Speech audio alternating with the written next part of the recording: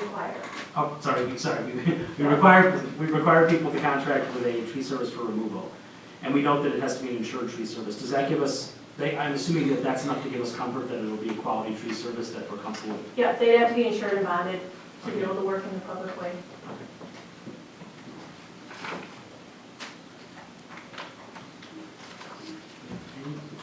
Any further, do you have a motion, Taylor? There is Make a motion to consider the street tree removal request policy as proposed, approved as proposed. Second. We have a motion and a second. Any further discussion? Trustee Carpenter? Does that motion include the adding to Board of Appeals? Is that what the motion did? Yes. Okay, sorry. Okay. Okay. So it includes, It includes the adding the additional language on Okay, appeals, okay. the Board of Appeals. So we have a motion and a second. Do we have any further discussion? Seeing none, all those in favor? Aye. Any opposed? Motion carries 6-0. Next order of new business. Consider. I just thought of something. Do you include a deadline? So that you can put in the policy when that would have to be made to the Board of Appeals? Just so that it's not ambiguous and not forever. Because there is a corollary of the 46623, if the village requires something to be removed, there's a 5-day limit to appeal to the Board of Appeals. So just something to keep in mind, but you wouldn't want to just say you can appeal to the Board of Appeals without referencing a deadline. That was my point. So if everybody wants to make a motion on that, We have to reconsider the vote then? well, you could make a further motion to indicate that the deadline and a policy would be X. So I think typically we have a limit, when we're requiring a removal, we're making that, we're dictating that for public health and safety reasons. And so we want to be expeditious about that. In this case, I don't know, I don't know that we necessarily wanted to drag, it really doesn't, it really impacts nothing except an open permit. And to be, to be fair, they may wish to go back to their architect or their contractor and talk about what other options may be available that wouldn't require the driveway placement in that location to remove the street tree. And that- But could we say 12 months, so like someone couldn't apply 5 years ago? I mean, they could apply and if and you say, no, we're not gonna let you do it, and they could appeal from 5 years ago. But their Permit would run their out. building permit would expire, So it's 60 or 90 days? I believe so. Give a reasonable time frame. Do we need a motion? You haven't moved on to the next agenda, so someone else could bring a motion. I'll Indicate that the move policy that- would reflect. I'll move that a resident who wishes to appeal a decision regarding removal of their street tree can make that, is limited to a 12-month period to make that appeal. I would suggest that probably ought to be concurrent with the building permit. Isn't there timelines in the Board of Appeals procedures? I mean, this is about in the separate. But you're talking about, yeah, this is separate, and then 46623 talking about in order to remove. Should we make the motion broader, like to include an appropriate deadline? Well, no, why don't let me change that to, I'll move that. Any resident who wishes to appeal decision by the DPW regarding street tree removal must do that within the deadline, before the expiration of their building permit. Is that the right? And if they don't, Well,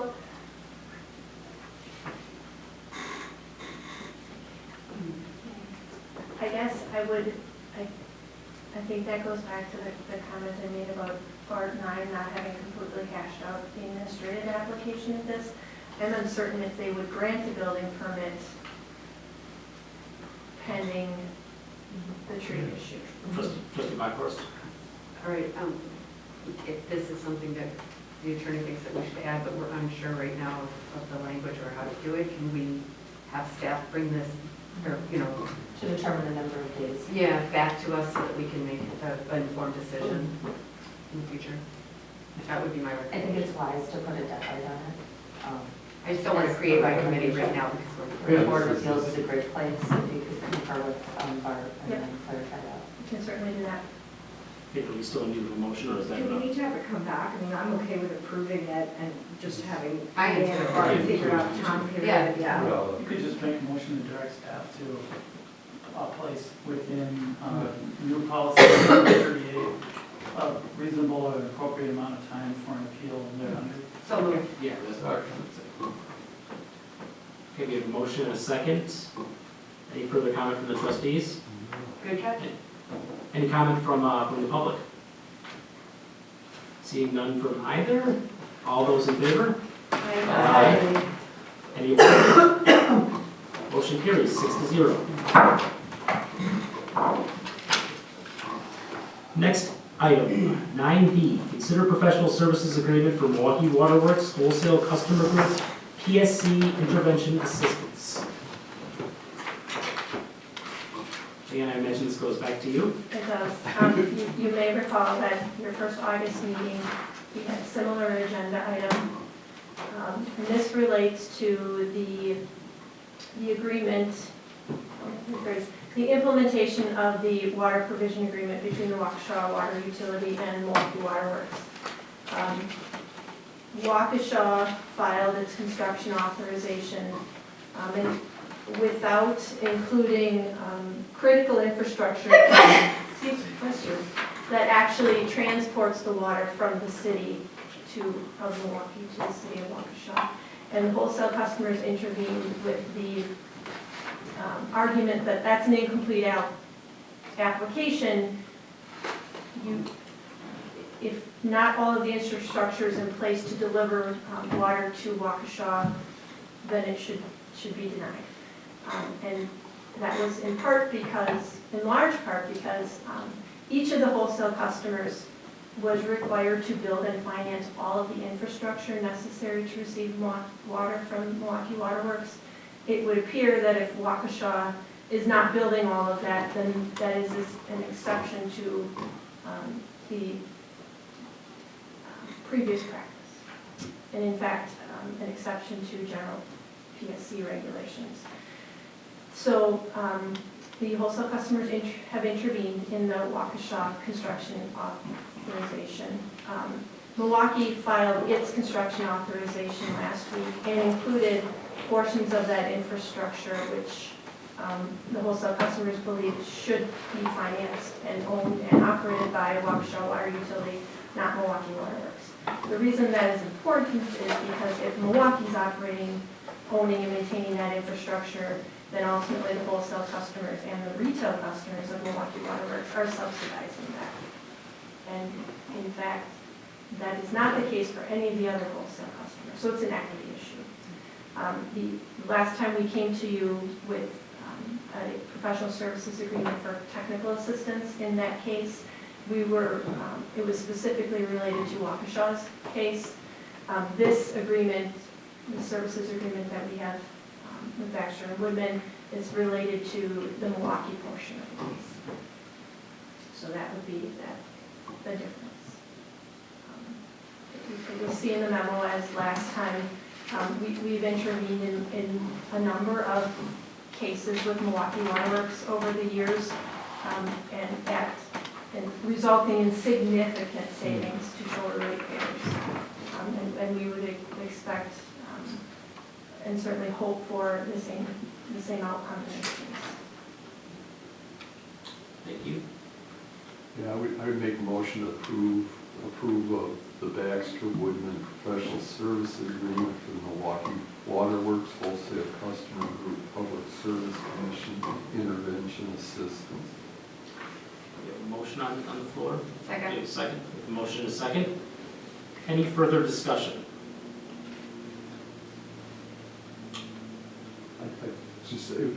I just want to know that our estimated cost share is somewhere around $4,500 to $8,000, and the rate savings to Shorewood customers has been 1.57 million from those cases. That's a lot for this. This is well worth the investment of time. I would agree. Yeah, so. Motion and a second.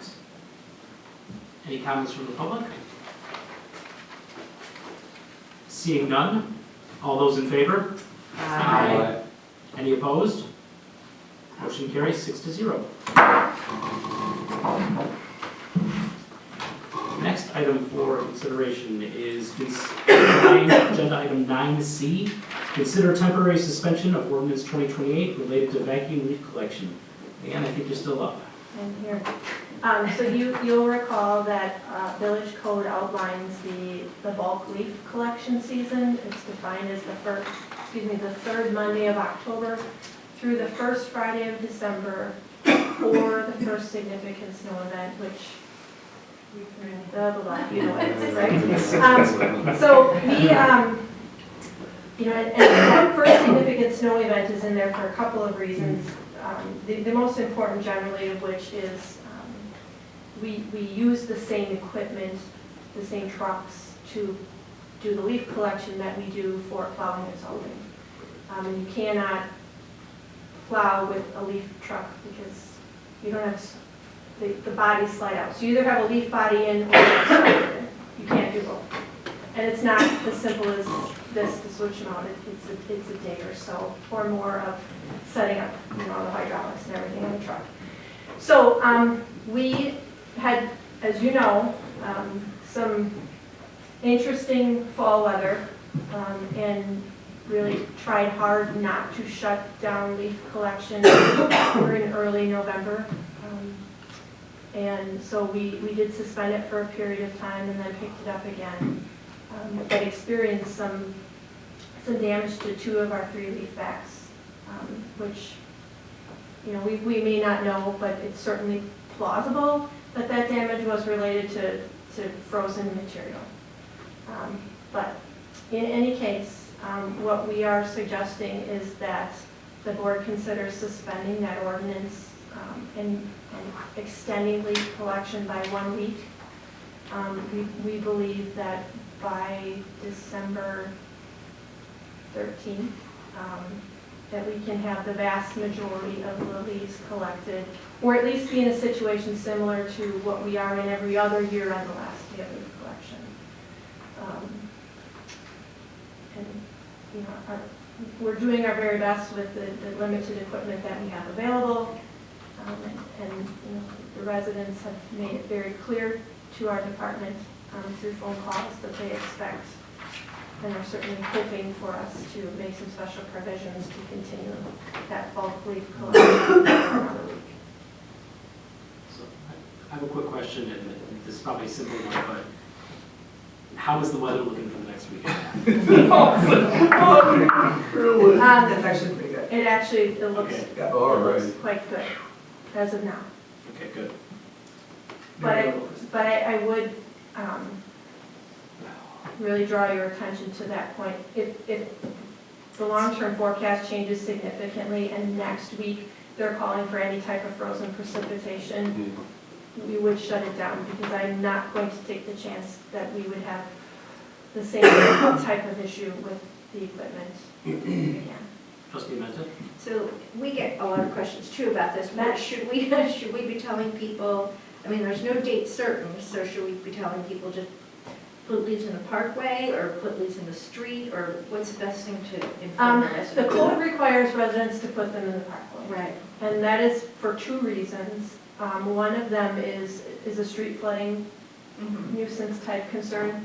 The other is from a stormwater management perspective, it's much better that the water doesn't wash through those leaves. That loads phosphorus fairly efficiently, and that's something we try to avoid. So if the leaves aren't in the street, we don't have as much of a phosphorus loading issue. That said, they are a lot easier for us to collect, and we can do it much more efficiently when they are in the street, generally speaking. So, our official answer is they should be on the parkway.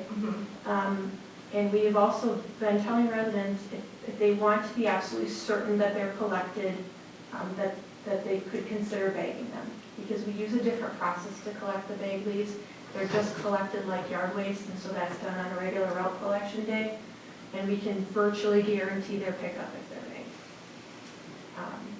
bagged. And I mentioned in the memo, last week, our bagged yard waste collection was up over 50% from last year at that same time. And how So long people are bagging. how long is yard waste go?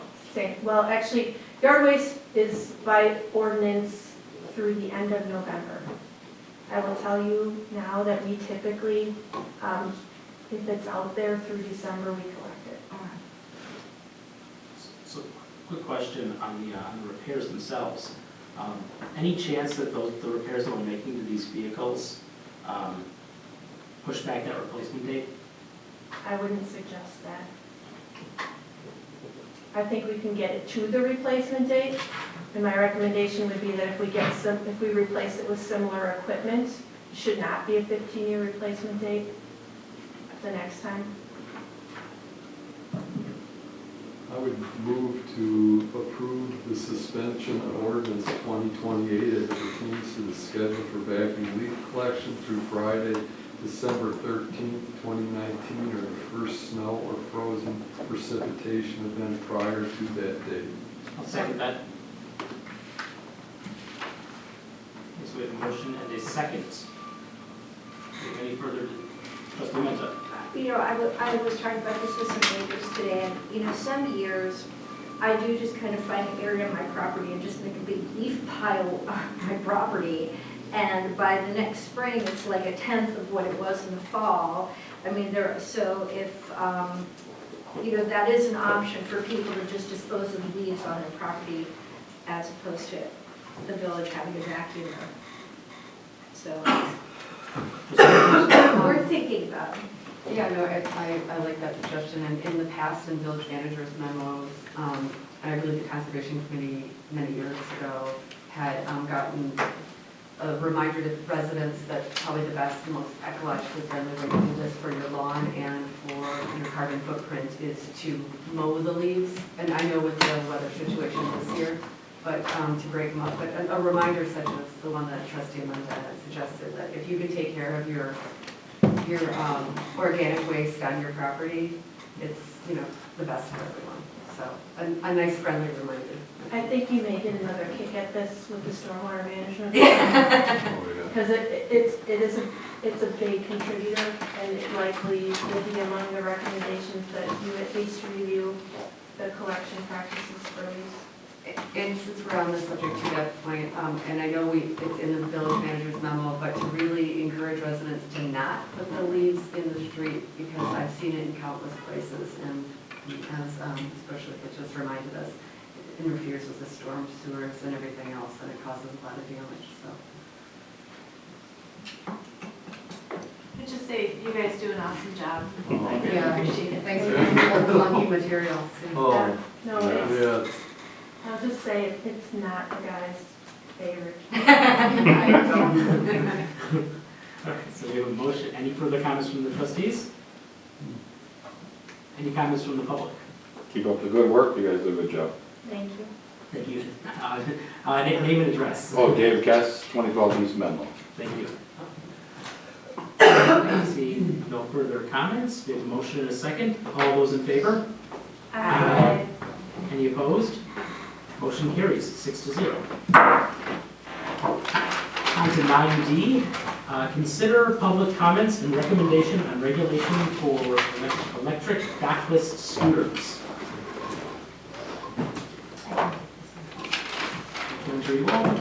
So we have gone through a process, and I don't want to bore you with reading you the history that's located within the memo, but the synopsis is that the city of Milwaukee began a private process for permitting backless electric scooters. To that time, our pedestrian, the village board referred the matter to the pedestrian bike safety committee for review.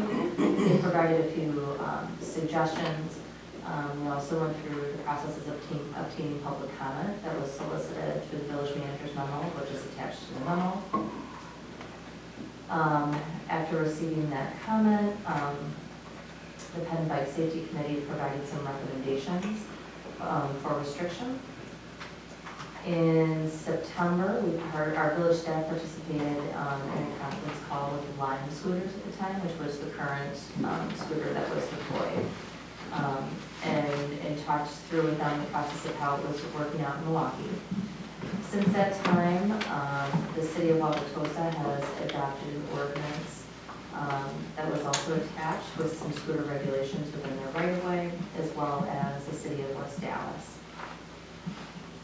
So we've been through a road of gathering public comment, suggestions from Ped and Bike, seeing what some of our other counterparts. At the time we initially started this review, Wauwatosa and West Dallas had not yet adopted their ordinances or decided how they were going to proceed, so we now have a clear record in terms of how they're handling it, which is just through some additional regulation of the right-of-way.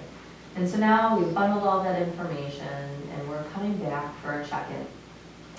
The staff's coming back for a check-in so that the village board can determine what the next step should be for any evaluation of the electric necklace scooter. So we provided 3 options for you so that we can be most efficient with our time. If you have another suggestion, we're all ears. One would be to do nothing at this time and wait for the city of Milwaukee's review of their 2019 pilot program. If you'll recall, Milwaukee implemented a permit program for their scooters, and they said that they were going to evaluate that program after the close of the 2019 year. So that would be one option. Can I just ask a question? Is that a squishy deadline for them, or are they actually going to make a decision December 31st whether to continue or not? So more of a, we can check in anytime after December 31st, or we have to say yea or nay on December 31st? Do you know? All I have heard is that following the close of the year, they're going to go back and evaluate the program. So you haven't heard a specific timeline for that Okay. as of yet. So I know it's So first option that we brainstormed, do nothing and wait for the city of Milwaukee to review their 2019 pilot program. Option 2 would be to draft an ordinance regulating electric scooters. And this primarily would be just the regulation of them within the scope of the right-of-way. Option C would be to draft an ordinance and implement a 2020 pilot scooter permit program. And staff recommends that if we are going to move forward with the drafting of an ordinance of any type, that we would send this to the Community and Business Relations Standing Committee to recommend an ordinance for the village board's consideration. One thing I would add is I was at the Ped and Bike Safety meeting when this was discussed. There was also a great deal of discussion on how the scooters are parked, whether we could permit the scooters and then use that money to pay for signage around use and parking. There was a little bit of discussion about whether we should restrict scooter use to 25-mile-per-hour roads. And I think we decided that we didn't want to do that, or we didn't want to recommend that. And then there was a lot of talk about lifespan of scooters, kind of environmental impact. So that was kind of it was a long discussion, and those were the topics that we about. And those recommendations would be provided to the Community and Business Relations, and they can document it so that they can do their work. I guess one of the reasons why we're suggesting that if there's an ordinance to be drafted is I think that that's best done by a standing committee of the board, because we'll be all reviewing together later and taking action on that language. But those recommendations are there for the group's review. You?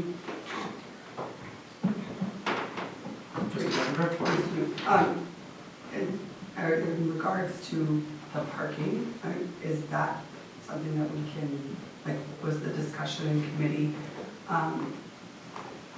parking placements in certain areas of the village, or was it more, because there's been some discussion of how they're parked, what was that? There was a little bit of both, but it's just going back on the memory bank, it was more a discussion of making sure they're parked off the sidewalk as opposed to some of them used to park in the middle. Okay. You know, there was some discussion of can we create kind of central hubs, but that's not really the model, so. Yeah, that's what I say, I don't think that that Yeah. is not the business model, I don't know that they would be. Yeah, okay with that. yeah, it was more about kind of where it's parked on the sidewalk. Okay. Trustee Maxwell? I mean, I do feel we have to kind of follow Milwaukee here, because if they say no, then, you know, it would make sense for us to allow it, but not Milwaukee. And if they say yes, and we say no, I mean, what do we stop people at the border as they get off your scooter? I mean, so I think we are kind of tied to what Milwaukee is doing here. So I'm not sure. On the other hand, there are things like not being on the sidewalk. But Milwaukee would probably, is considering that also, right? So, Yeah. I don't know, I kind of feel like it doesn't, given our size relative to Milwaukee, we probably should wait and see what they come up with. That's just what I think. That was my gut feel too. Support that. Well, I'll move that we wait for City of Milwaukee's review of the 2019 pilot program prior to considering an ordinance or permit program for electric scooters. Motion in several seconds. I mean, Trustee Bach? obviously we can change at any time, but I guess I wouldn't want to preclude us from, should there be an issue or Milwaukee really delinquent in their report and of creating an ordinance or, you know. I think that's a good idea. I think that's a good idea, because we don't want to get to February, March, and have Milwaukee have done nothing unless. I might, in that case, might say that we allow Milwaukee X amount of days and then bring us back to the board. I would support that. You know, like, I mean, I don't know how, this probably isn't top of their, Yeah, I mean, Your agenda? it would just internally, you could just put it out there, to, you know, have a placeholder for March. You know, after following this meeting. probably February. Oh, I guess you're right, they're next. They're not. Yeah, they're good. Well, there's a lot going on in 2021. With this whole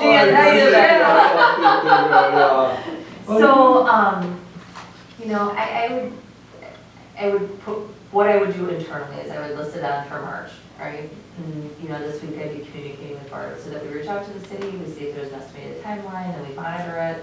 And then if they didn't have something planned past that time, then it would come up on my radar to bring back to you. And I am assuming that we have on the books an ordinance prohibiting motorized vehicles on the sidewalks already, or no? No bikes on the sidewalk. I think so. Very clear. Yeah.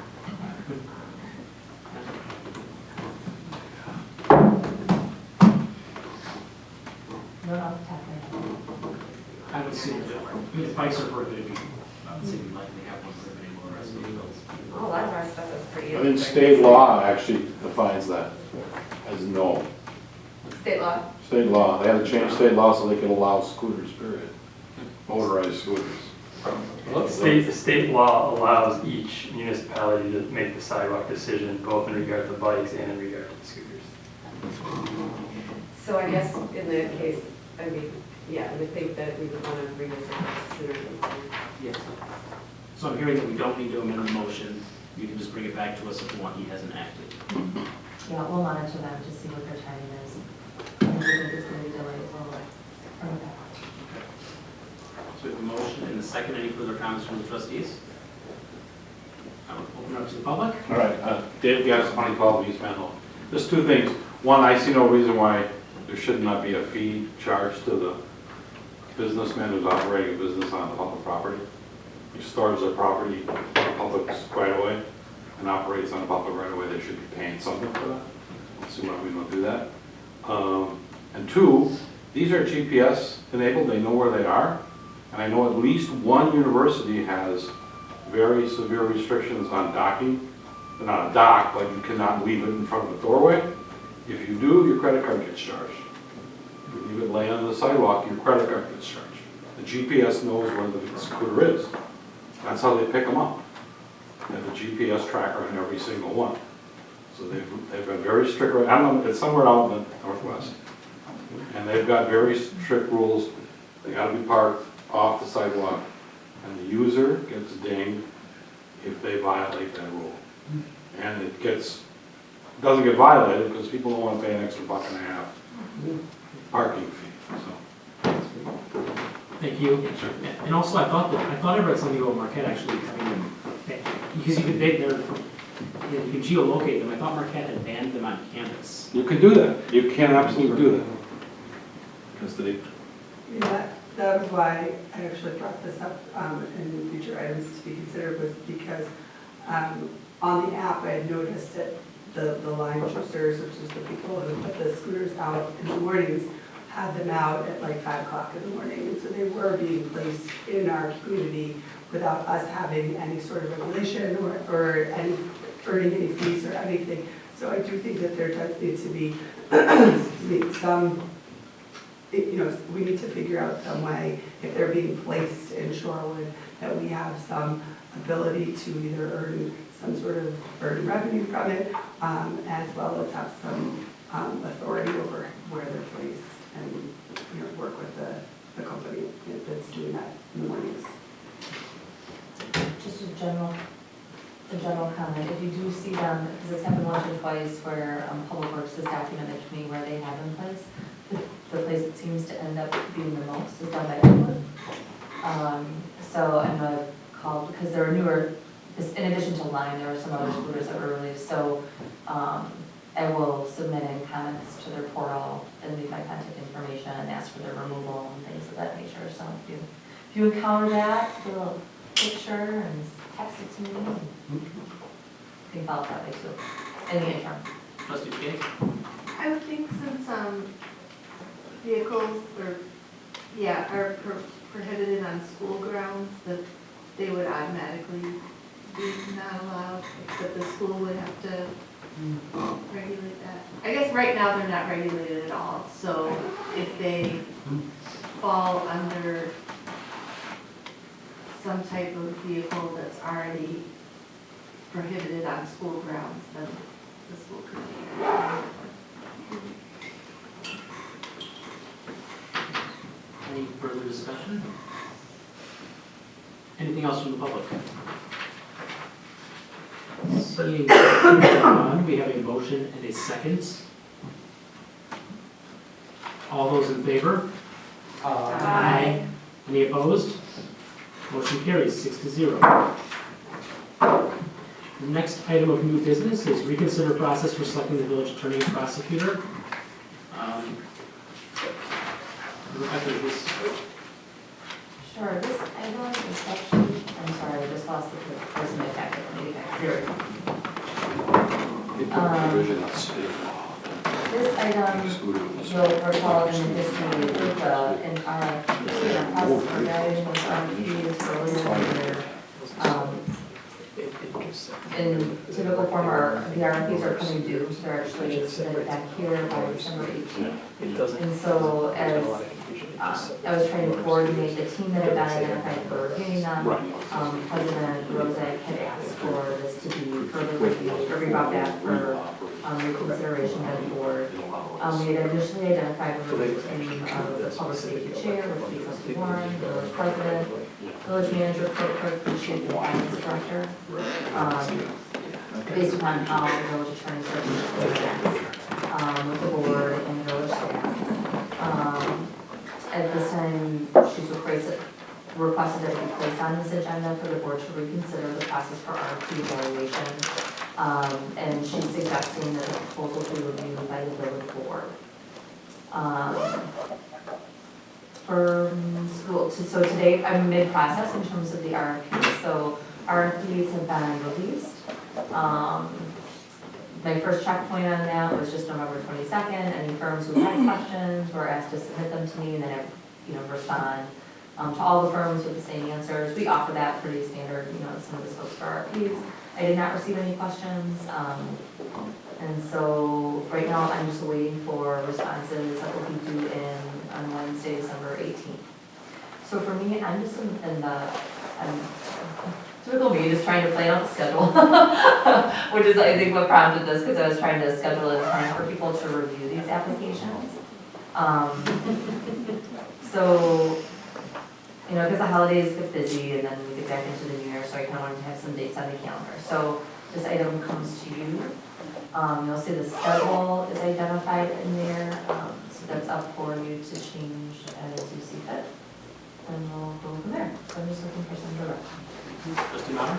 I'm comfortable with the panel that's in place, especially with trustee Warren, who's an attorney, and I think that's critical in reviewing the services and understanding the limit, how law firms operate and get reimbursed when it's appropriate, and bill their time. So I'm comfortable with the panel as presented, and they would come to the board with copies of the art that are proposed and our usual process with a recommendation from the trustee or the board president and the staff on which they recommend we approve. I'm comfortable with I am as well.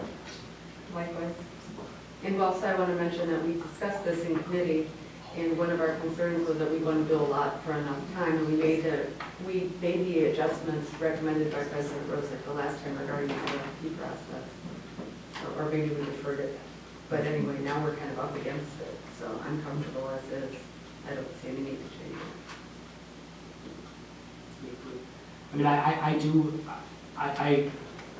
mean, first of all, thank you, Trustee Maher, for your confidence in my skill. I appreciate it. You are counted on you. There's a part of me that I do like the idea of having, the whole board works with the attorney very closely. I do like the idea of having the board participate in the process. I'm sensitive to timing concerns. We still have to approve it. And so that's true. I do like kind of the more, the board taking a look as opposed to just getting to the approval stage. Correct. Yeah, I wonder if we can, find something in the middle, which is maybe have the original interview committee rank maybe, or come up with a top 3, and then maybe have the board meet those 3. So, because I do think it would be a good opportunity for us to at least be able to meet the people and be able to ask some questions and get a sense of who would be assigned as our attorney and how we feel the fit would be, because it is, it is a, it's a position we really depend a lot on. So kind of we put so much into choosing the village manager. It seems like we should have some, some little opportunity to interview and our attorney also. So I don't know. That would be something that would be acceptable. Just couldn't add an extra meeting where maybe we could meet the top 3 or something before rather than just doing it on paper.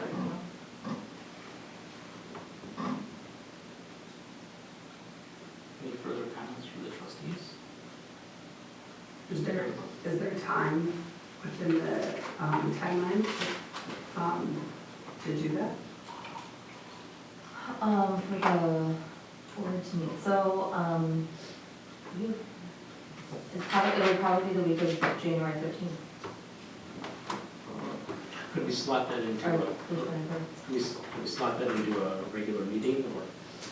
We meet on January 21st, which is a Tuesday night.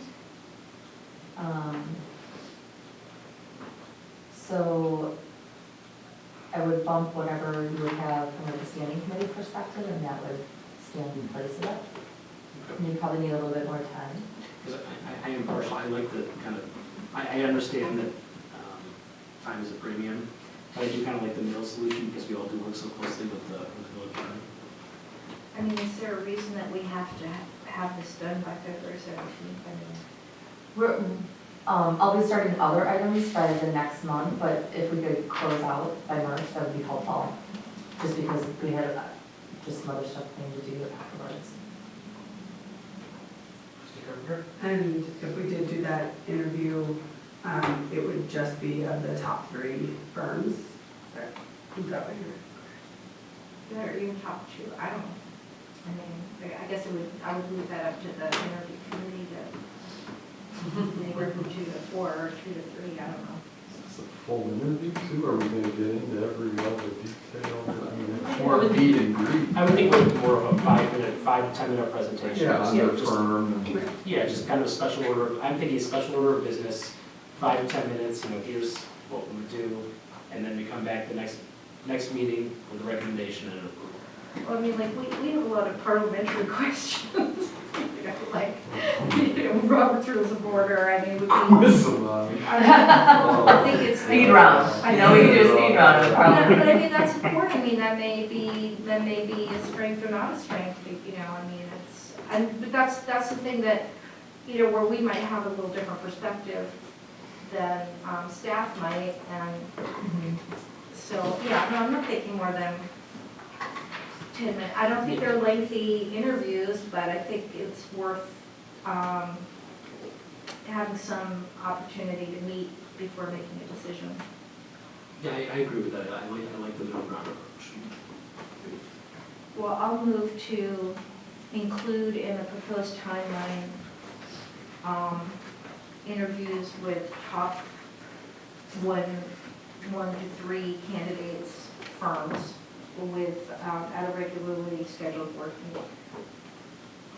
Or prior to regularly scheduled work meeting? Um, On the same night, but just prior to? yeah. Okay, just want to make sure I was. I'll second that. So we have a motion and a second. Any further discussion? Any discussion? Seeing none from the trustees, any discussion from the public? Any comments? Seeing none, all those in favor? Aye. Any opposed? Nay. Motion carries 5 to 1.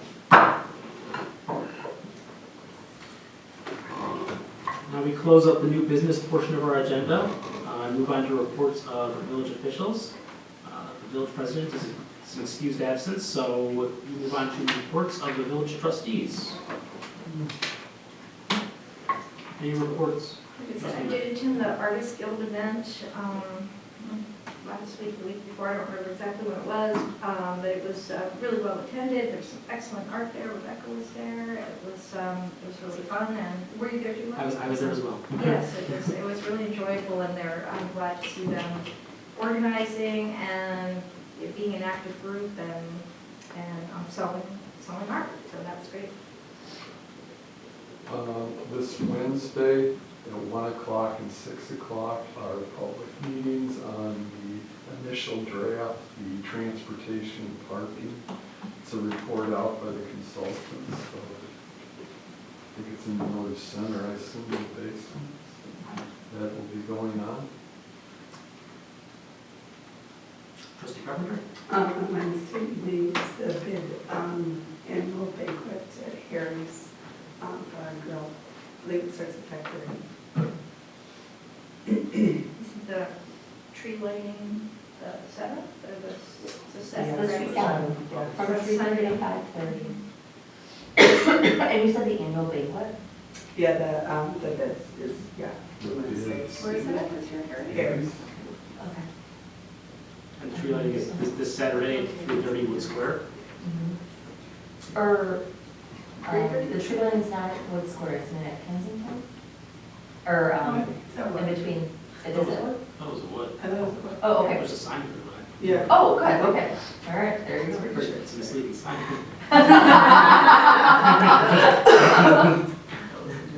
Do we have any other reports from the village trustees? Seeing none, we move on to reports from, a report from the village manager, No reports. the report at this time. And moving on to item 11, items for future consideration. Trustee Backhorst. I have two, and